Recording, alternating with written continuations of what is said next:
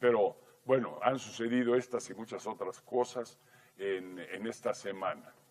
Una de ellas es la negociación o renegociación del Tratado de Libre Comercio con Estados Unidos y México sobre el tema de la industria azucarera, que no es muy mencionada en los medios de comunicación, pero es de un altísimo impacto económico, tanto para la economía mexicana como para la economía americana. Y a pesar que los endulcorantes y el azúcar y todo esto es causa de diabetes y de enfermedades, pues los consumos siguen. Claro, se ha cambiado mucho de azúcar refinada a azúcar morena o a piloncillo, se ha cambiado mucho a sustitutos del azúcar, que son los endulcorantes que está utilizando la industria refresquera, la industria alimentaria. Es pues un sector muy grande, muy poderoso. Y sin embargo, ¿cómo le fue a México en esta negociación? Porque en realidad es la antesala de la gran negociación que va a ser el acuerdo de libre comercio ya a unas semanas adelante.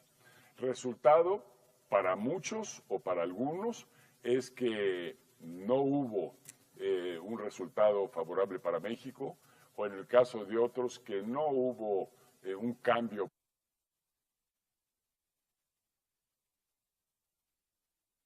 profundo, un alto impacto, pero es importante que hagamos algunos comentarios aquí en este programa en Vox Populi, que es su programa.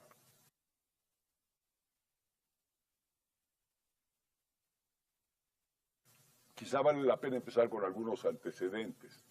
Esta industria desde los 90, la industria azucarera, ha sido centro de polémica. Cuando entró en vigor el Tratado de Libre Comercio en el año 94, resultó beneficiado, pues se limitaron las importaciones en el caso del azúcar. Es decir, limitamos las compras a Estados Unidos y así duramos 14 años, un beneficio para el país. En el año 2008, México se convirtió en el país con acceso prácticamente ilimitado al mercado de los Estados Unidos. Otra situación muy favorable para nosotros, para los miles y miles, cientos de miles de empleos y de ocupación productiva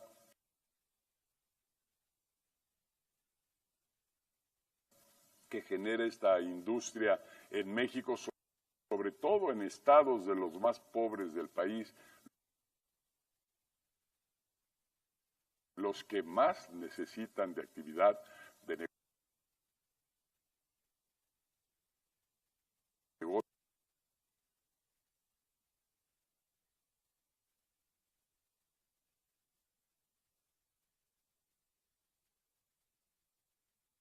negocios, más necesitan de empleos, aunque es rudo un empleo en la industria azucarera, muy difícil, muy trabajoso, pero al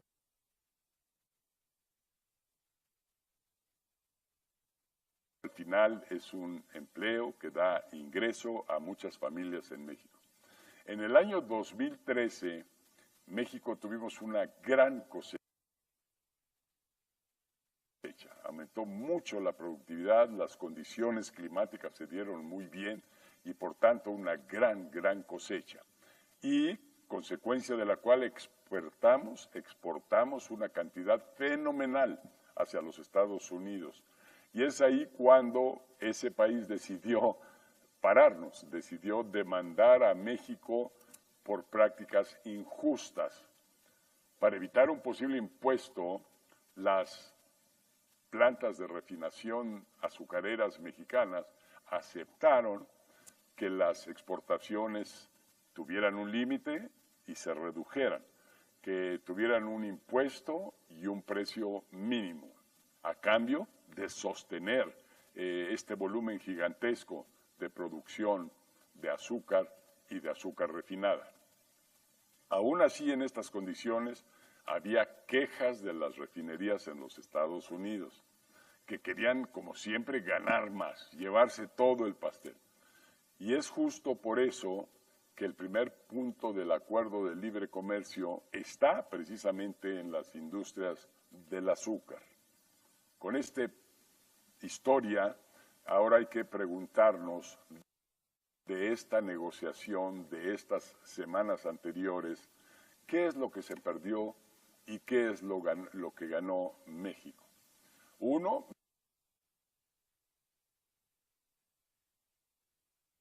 México ganó la posibilidad de continuar exportando a Estados Unidos sin aranceles y mejorar el precio que se va a pagar por libra, que van a pagar los importadores americanos. Esta es una buena noticia. Por el otro lado, se perdió terreno. Menos azúcar mexicana puede entrar en el territorio estadounidense. La reducción fue del 52% al 30%. Es significativa. Entonces, hay una ganancia favorable y hay una pérdida en cuanto que ahora no podemos mandar todo el azúcar que mandábamos antes. También México pudo y aún puede jugar una carta más. Castigar el azúcar americana, o sea, la fructosa, e impedir que entre a México o ponerle impuesto. Del lado americano, las industrias azucareras quieren que este porcentaje baje aún más, del 30 al 15%. Naturalmente, los más interesados son dueños de refinerías de azúcar en los Estados Unidos, como los hermanos Alfonso y José Fanjul, que por cierto donaron fuertes cantidades de dinero a la campaña de Trump. Y todos sabemos que Trump es muy susceptible a comprometerse con aquellos que incondicionalmente lo siguen o comprometerse con aquellos que le sueltan el billete. Es un verdadero comerciante.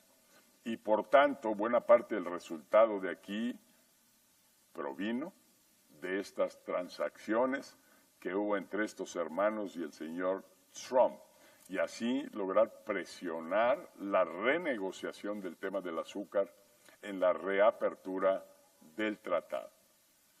Del lado mexicano, la Cámara Nacional de la Industria Azucarera reclama que la negociación debió ser más agresiva y jugar la carta de la fructosa para presionar, para negociar de mejor manera. El empresario Enrique Bojorquez de Sucrolic dijo que de darse los cambios que pretenden los industriales del azúcar americanos, el campo mexicano puede tener graves pérdidas por más de 500 millones de dólares al año. Por tanto, como en todo en esta vida, un poco hay que dar para poder recibir a cambio. La caña de azúcar mexicano, gracias a 190,000 pequeños agricultores en las regiones más pobres de México, y en época de cosecha, la tarea, los empleos, que son desgastantes y duros, requiere de 450,000 trabajadores.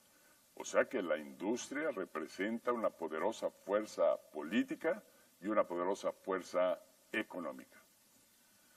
Bien, tratando de resumir, este primer round habla de muchas cosas. Primero, que aunque muchos dicen que esta primera batalla es un empate, los negociadores de Estados Unidos lo anuncian como una derrota para México.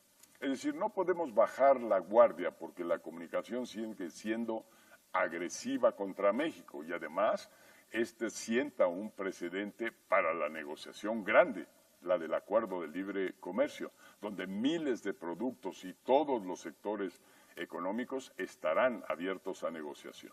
Segundo, esta batalla también establece cómo se comportará México y Estados Unidos en otros importantes puntos del tratado, con la diferencia de que en el acuerdo grande Canadá será un participante y esto fortalecerá mucho y protegerá en mucho la posición de México en alianza con Canadá, que no existió en la industria azucarera. Tercero, ha quedado claro que ninguno de los dos países quiere abrir una guerra comercial, pero se deben tomar todos los escenarios posibles y no bajar la guardia. Bien, pues muchísimas gracias por acompañarnos en este programa ¿Ustedes qué piensan de esto? ¿México ganó o perdió esta primera batalla? Gracias por sus comentarios, que nos manden, así todos seguimos aprendiendo, sobre todo en vísperas de la negociación grande del Acuerdo de Libre Comercio. Muchas gracias, nos vemos la próxima semana.